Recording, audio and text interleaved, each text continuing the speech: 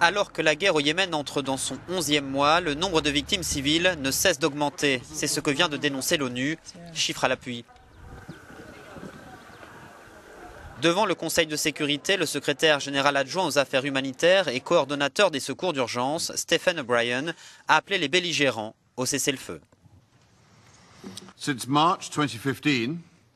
Depuis mars 2015, a-t-il déclaré, les structures sanitaires ont fait état de 35 000 victimes à travers le pays, dont 6 000 morts.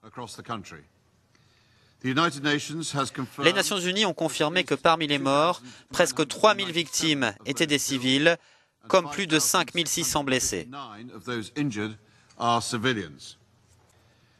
Le blocage des ports yéménites imposé par l'Arabie saoudite et ses alliés vient encore aggraver la situation des civils. Avant la guerre, le pays importait 90% des aliments de base.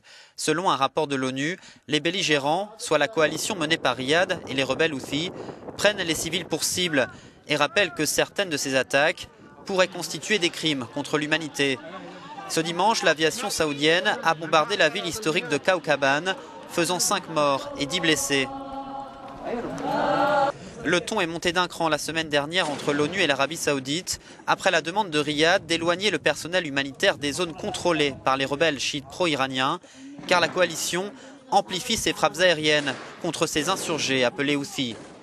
L'ONU a refusé, mais ce n'est pas son premier différend avec l'Arabie saoudite concernant l'acheminement de l'aide humanitaire.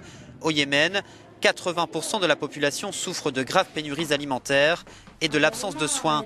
Des dizaines de centres médicaux ont dû fermer à cause des combats. En 10 mois, le nombre de cas de malnutrition a doublé. Selon l'UNICEF, plus d'1,3 million d'enfants sont concernés.